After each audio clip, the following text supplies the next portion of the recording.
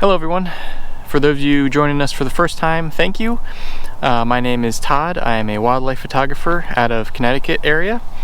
And today I am at a park that has a mixture of open fields and some forests. So as usual, I'm going to go out and explore and see what I can find.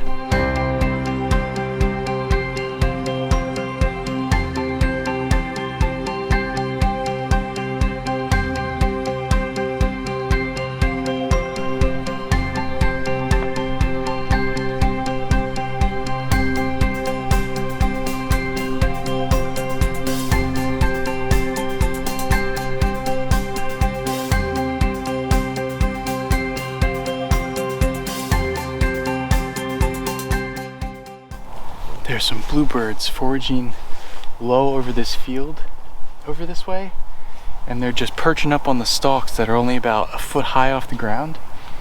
So I'm gonna head over that way and see if I can get anything. So they're about 30 yards away from me now. I'm just gonna try to set up my tripod to get low to the ground so I can get some ground level shots of them.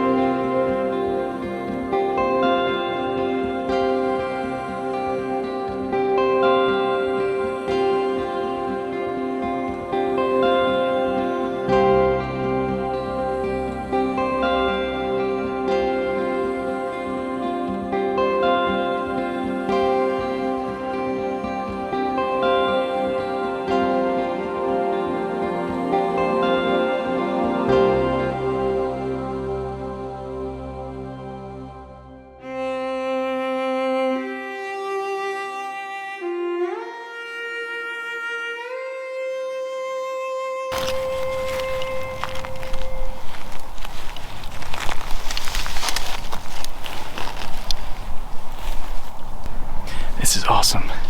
The bluebirds went a little bit farther away on the field, but they're kind of circling back this way, so I'm just gonna stay here and they should come back over this direction in a little while. There's at least 4 of them,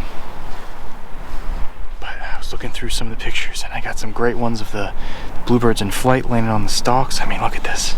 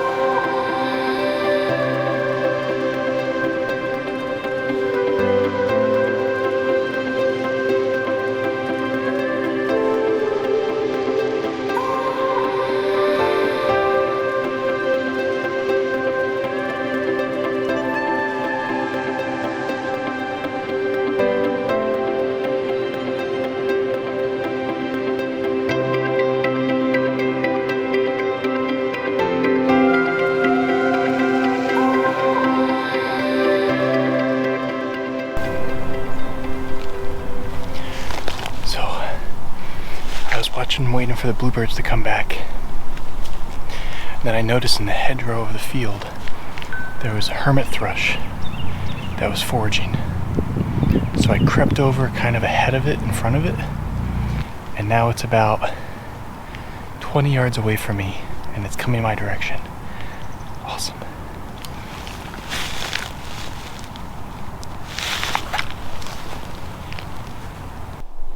Now, some of you might think I'm crazy for laying down on a field to photograph bluebirds or to photograph an American robin or hermit thrush, all species that are pretty common in this area.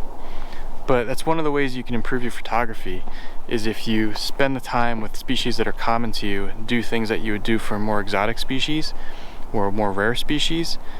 It'll improve your photography for when you actually experience or encounter a species that you really want to get a photo of. You're going to know how to use your equipment and you're going to know what kind of photos you're going to get based on the position that you're in. So that's why I really like spending the time to photograph common species in ways that I would for more rare species. So that's why I laid down on the field to photograph the bluebirds and the robin and the hermit thrush, and I did it last video when I photographed the song sparrows as well. If you do things and take the time to photograph those species that way, one, you're going to get some great images of common species, and two, it's going to make you a better photographer for when you encounter those rare species that you don't have time to think or question how to use your equipment or what's going to make the best picture.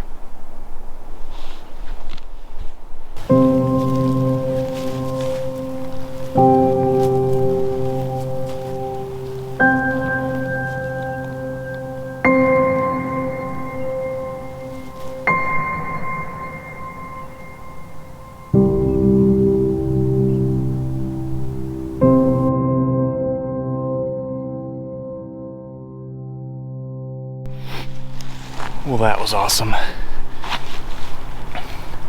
I've never gotten that close to a hermit thrush before. Usually they're very skittish, but that one actually kind of came within about 10 yards of me. It was really awesome to see.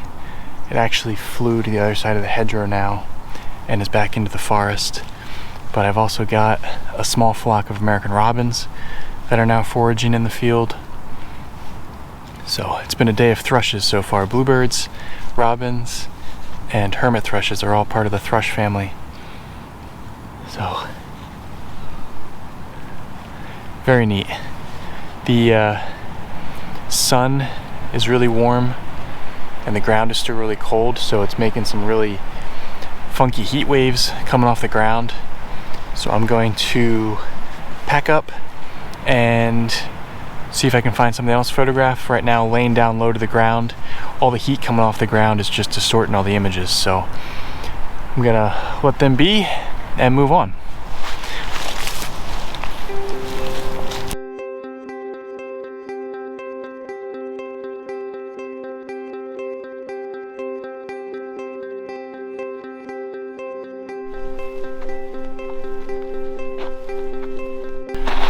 Making my way through one of the mixed forests, and so far I haven't had any luck finding anything. There's definite signs of woodpeckers, as there's all sorts of cavities in some of the trees, but I haven't heard any or seen any, and I've only seen a few tracks of deer in the snow. But there's still snow in the forest, and it's got an icy glaze on top of it, so it's very hard to walk quietly. So I'm not really expecting to find anything, so I'm just going to kind of make my way back out and go down towards the fields and the hedgerows to see if there's any other birds activity out there. And just like that, there's a white-breasted nuthatch on one of these dead hemlock trunks. So I'm just going to creep over towards it and see if I can get some pictures of it.